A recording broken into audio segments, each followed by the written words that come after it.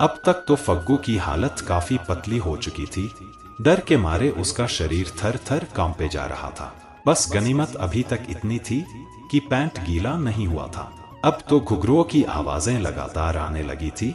कभी पास आती तो कभी दूर चली जाती, कभी जोर की आवाज आती तो कभी धीमी हो जाती। बीच बीच में लोमड़ी और सियार की हुआ की डरावनी आवाजें भी दिल को दहला देती थी। दोस्तों नमस्कार, कहानी को अंत तक पूरी जरूर सुने। मेरा नाम महेंद्र है, फग्गू मेरा दोस्त है और मैं गांव का रहने वाला हूँ। बात बहुत पुरानी नहीं है। फग्गू जब लगभग 16 साल का रहा होगा, उस समय भी गांव के तालाबों में सिंघाड़े की खेती हुआ करती थी। अक्टूबर महीने में सभी तालाबों में सिंघाड़े की आखिरी तुड़ाई हो जाया करती है और फिर ढेर सारे सिंघाड़ों को सूखने के लिए धूप में डालना होता है ताकि वह अच्छी तरह सूख जाएं। सूखने के बाद मशीन से उनका छिलका निकालकर तब उन्हें बाजार में बेच दिया जाता है। अक्टूबर के महीने में सिंघाड़ों की तुड़ाई करने के बाद उन्हें सूखने के लिए गांव के बाहर खलिहान में फैलाए गए थे। अक्टूबर नवंबर में धूप में गर्मी काफी कम हो जाती है, जिससे सिंघाड़ों को सूखने में कई दिन लग जाते हैं। इसलिए उनकी रखवाली के लिए दिन रात वहीं रहना होता है। मेरा दोस्त फग्गू भी अपने सिंघाड़ों की रखवाली कर रहा था। एक रात की बात है, रात में हल्की ठंड महसूस हो रही थी, इसलिए फग्गू ने डोंगी, छोटी नाव के अंदर बिस्तर लगाकर और दूसरी डोंगी को उसके ऊपर से ढक लिया था ताकि ठंडी हवा परेशान न करे और कहीं जंगली जानवर आ जाए तो उससे भी बचाव हो जाएगा। 16 साल की उम्र किशोर अवस्था होती है, ना बच्चे और न ही सयाने होते हैं।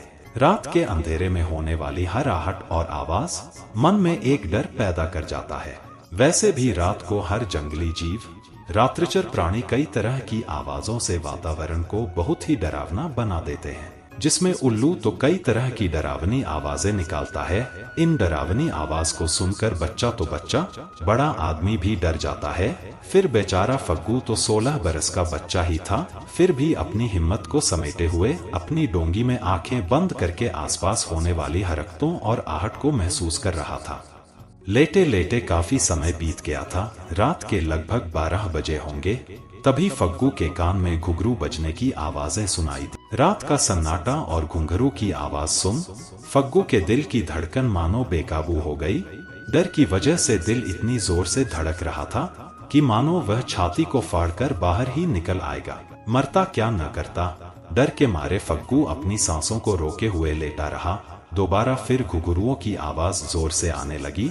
इस बार तो ऐसा लगा जैसे किसी ने बहुत ही करीब आकर घुघरू बजाए हैं। फिर घुघरू छन छन छन बजते हुए दूर चले गए। अब तो फग्गू का सब्र भी जवाब दे चुका था। डर की वजह से पसीना पसीना हो चुका था, बाहर निकल नहीं सकता था। क्या पता भूतनी कहीं बाहर मेरे आसपास में ही न खड़ी हो।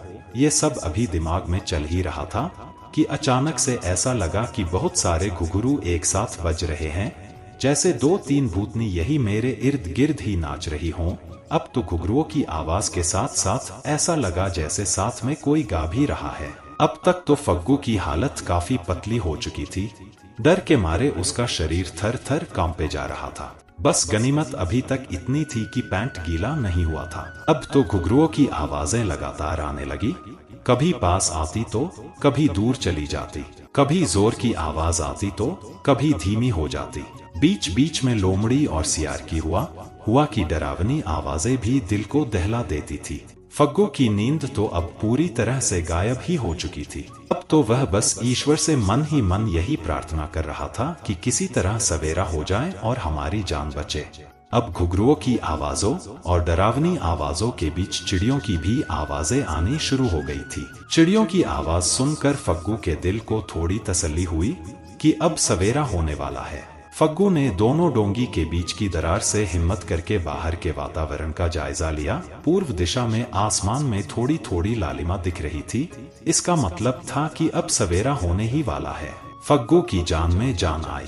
अब तक घुघरुओं की आवाजें आनी बंद हो चुकी थी। लगता था शायद भूतनियां भी रात भर नाच नाच कर थक गईं और आराम करने अपने अपने घर चली गई थी।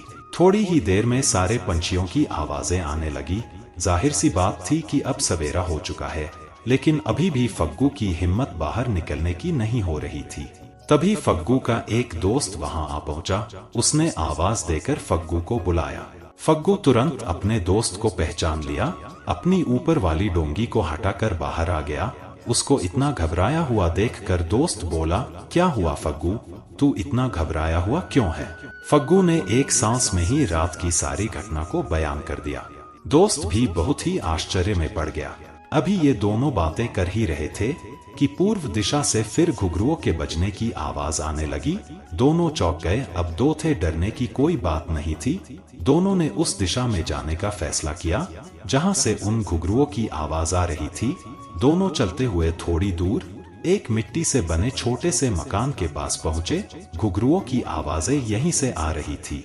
दोनों ने डरते डरते दरवाजे से अंदर झांका तो अंदर दो बैल बंधे हुए थे, जिनके गले में घुघरुओं वाले पट्टे बंधे हुए थे, जो थोड़ी सी ही हरकत से बज उठते थे। अब फग्गू को रात की भूतनियों का सच सामने आ चुका था। सच में ये केवल एक मन का वहम था और भूत का डर था, कोई भूत ऊत नहीं था। तो दोस्तों, कैसी लगी यह कहानी कमेंट करके जरूर बताएं। यदि आप इस चैनल पर नए हैं तो चैनल को सब्सक्राइब जरूर करें। धन्यवाद।